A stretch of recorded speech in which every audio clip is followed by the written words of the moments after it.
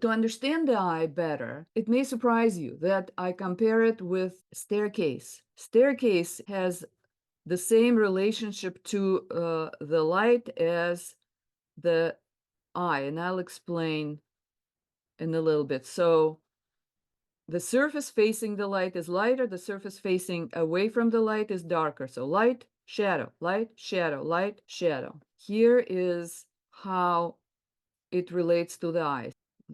Draw it first and then I'll explain. Okay, so light, shadow. See how the surfaces are positioned facing up, facing down. Then the surface of the upper eyelid facing up. The thickness of the skin of the upper lid is the surface facing down. So even though it's very thin, but it's still a surface, so it's facing down. Then the eyeball, this, as it's turning inside, this part of it is facing up, but this part of it is rounding down and facing away from the light, so it's darkening inside of that eyeball, inside of that opening. Then the surface of the thickness of the lower eyelid is facing up, and it's very light and illuminated, and then the lower eyelid is facing down, and then the surface of the skin still inside of that eye cavity is facing up again. So you have light, shadow, light, shadow, light, shadow, light, shadow, light. You see how similar it is to the staircase. And if you understand that structure, then you stop drawing the eyes like as if it's just a decorative shape. I mean, it still can be done in sketching, and it's very nice in a linear drawing, but understanding the structure will give your face that realistic appearance that you may be wanting. So what else do we need to understand here? That the eye is sitting inside of the cavity in the bone in the skull. So the top of that cavity, this is that cavity. The top of the cavity is indicated by the eyebrow. The bottom of that eye cavity is indicated by the highlight. So if the light is shining down, there's always the highlight here that lets us know that's the edge of that bone inside of which the eyeball is sitting. And so that is basically the structure that is important to keep in mind when you're drawing the eye. So you can see that this eye looks like an eye of a marble sculpture, of the marble bust. But what's important also to understand where the eyelashes are coming from. They are growing from this top edge of the upper eyelid and this edge of the bottom eyelid. See how these eyelids are hugging that eyeball. This where the eyelashes are growing from. And so I'm going to repeat that instead of in profile in the frontal view. So you have the shadow above the upper eyelid, between the upper eyelid and the eyebrow. There's always shadow if the light is coming from above. Then the thickness of the skin of the upper eyelid is in the shadow. Then we have highlighted lid, surface of the thickness of the lower eyelid. And what's also important when you add the eyelashes,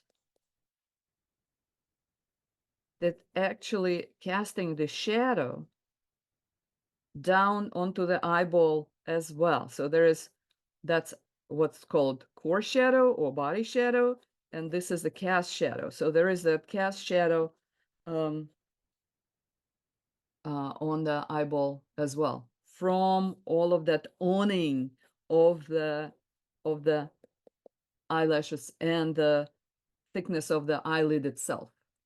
Then there is the iris. And the top of the iris, and this is, I'm going to draw it in three separate renderings. So the top of the iris is slightly hidden under the top eyelid. The pupil is in the middle, exactly in the middle of the iris, exactly in the middle. So if you draw the entire iris visible, you will get, without even changing the shape of the opening of the eye, you will get a surprised eye, astonished or scared. So that is normal. This is fear or surprise, the top of the iris showing. And if you let the pupil touch the upper lid, you will get an effect of fainted or sick or dead. So that's very important, even though it seems like subtle moving of things around, that is a complete change in the expression. Okay, so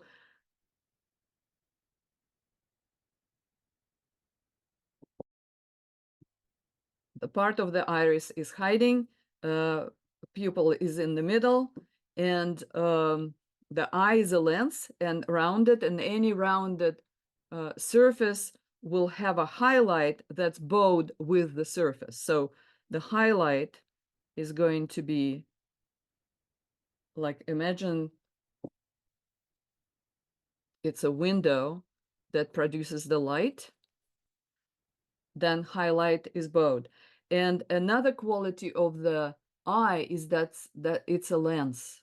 The iris is a lens, and a lens reverses the ratio darker or lighter. So despite of the fact that that part of the iris is closer to the light, it's going to be actually darker. And watch how surprisingly this eye is coming to becoming lively if I do that. When I make the iris darker on the side of the light, and then I'm making it lighter on the side of the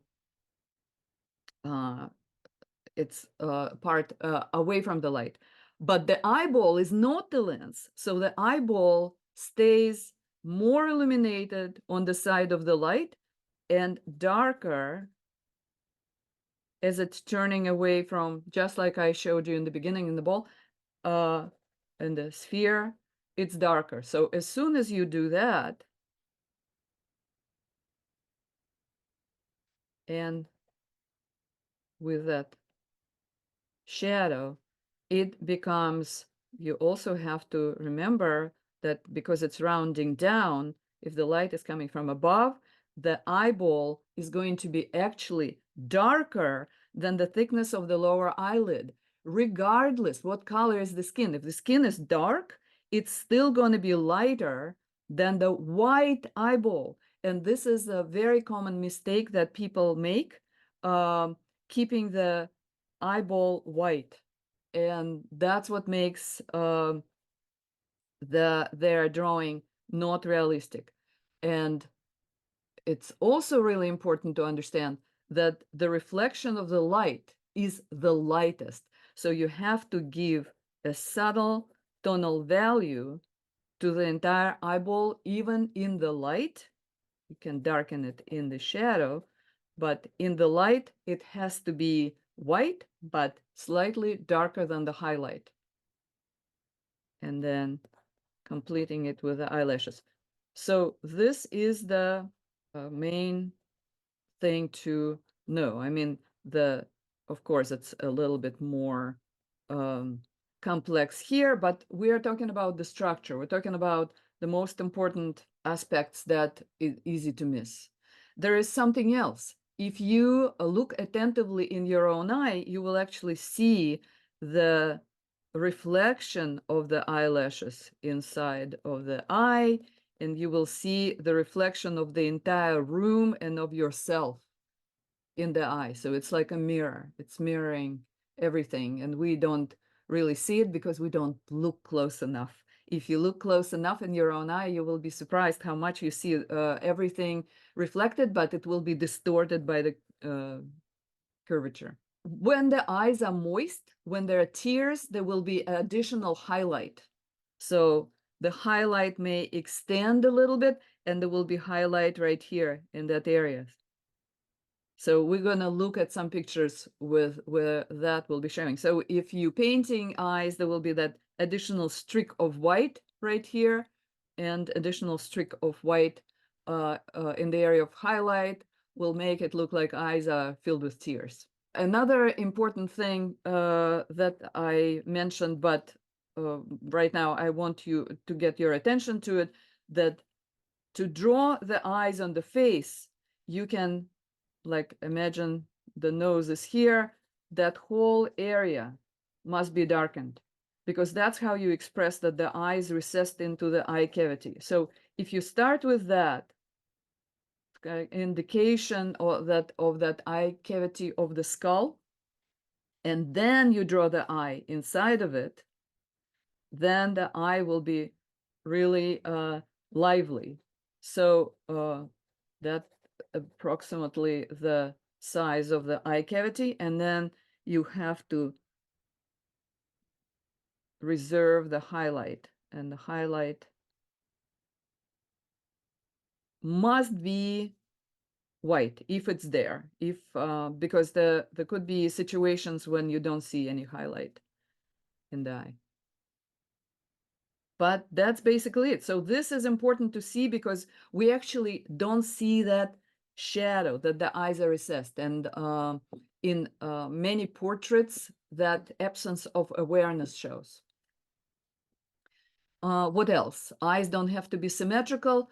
As a matter of fact, when they have a little bit of asymmetry and not exactly like the other, then you will have a more realistic portrait. So if you painting a portrait, focus on the differences between the eyes instead of on similarities. So you may see a little bit of a